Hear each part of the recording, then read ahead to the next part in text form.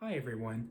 So I want to talk a bit more about the technical etude and some very specific things in regards to flute, or really just in general for the etude, to kind of help give you that last bit of knowledge you'll need to work on this. For starters, I would practice this relatively slow. Make sure your fingers are moving very efficiently.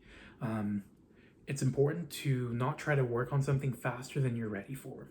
So even if you have worked on this before, slow it down. Try about quarter note equals 50 or 60 first. And then once you have that down really solid where you could play it easily and not make really any mistakes, start slowly cranking up the speed. That's going to make sure you're really comfortable and ready for all the upcoming stuff. Next, I would recommend not using your thumb B flat fingering for a lot of the etude. We have there's only one or two B naturals in the piece, but my general rule of thumb is B naturals and B flats. Having to slide between fingerings is not the best thing to do. That doesn't mean you can't.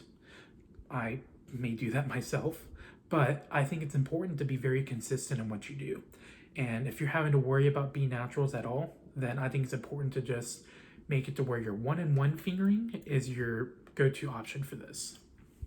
Next, let's talk about articulation. So the articulation should be light and crispy is kind of how I think of it, or even bouncy. You don't want the articulation too heavy, or otherwise it's going to sound very overpowering. So let me just play for you the very first opening measure, and I would go for a lighter articulation. So I thought about very on the tip of my tongue, very light. Da da da da da da da. Again, very light. You don't have to put too much air behind the tongue itself. Just think about letting the air move through. I would practice this in general in just 4-bar phrases. So I would start a little bit at a time and go from measure 4 to measure 1, and then I'd make sure I'm doing all the things we just talked about earlier. Really clear fingerings, nice crisp articulations, and make sure you're following dynamics.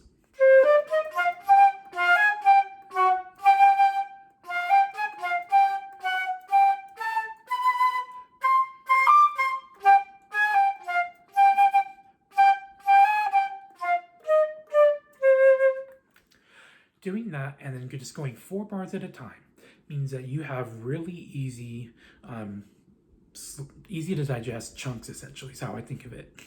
And it's important to just do this in small parts versus trying to tackle the whole. Otherwise, you're going to have a lot of trouble being consistent throughout these registers.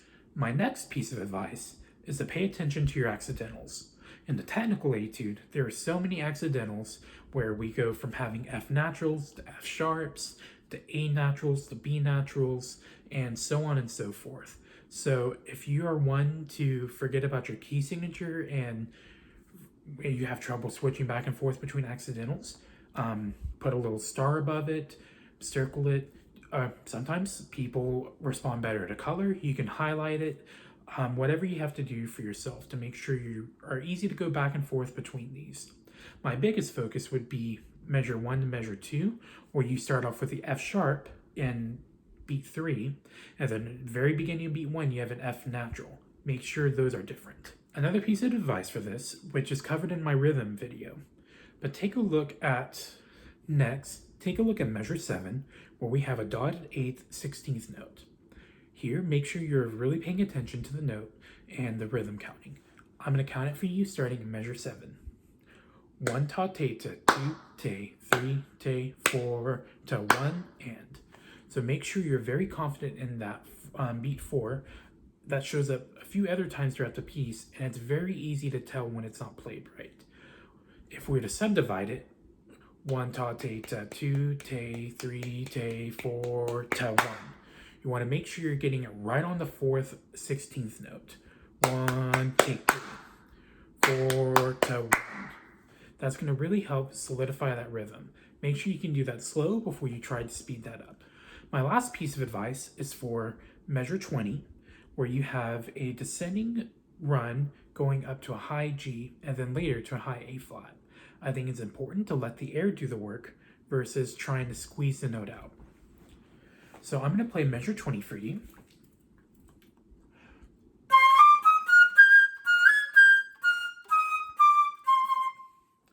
So I let the air do all the work.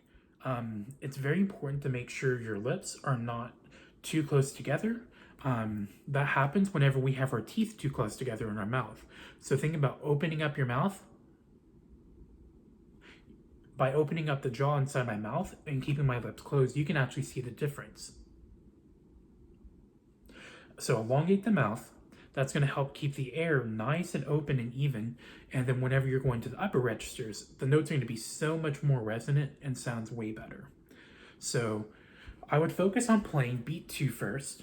Go for the high G. See if you can just hit it very consistently. I would do what's called a breath attack, where you hit the G without tonguing and without resetting the face muscles, and just do that a few times.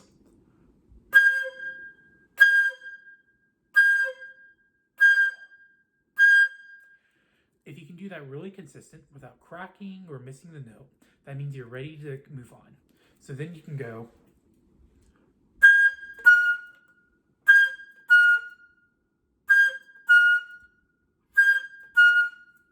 Then finally.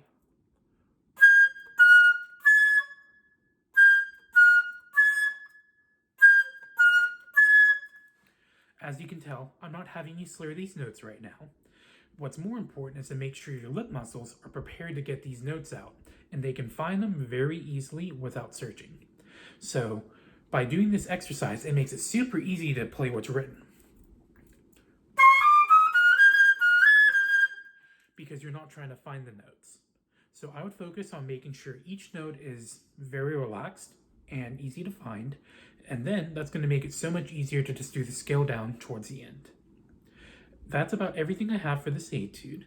If you have any more specific questions or thoughts, feel free to message me. All my contact information is on the White Settlement ISD band page. And if you'd like to take lessons, I would love to work with you. Feel free to send me a message and we can get that started. Thank you so much, and I hope you have a good day.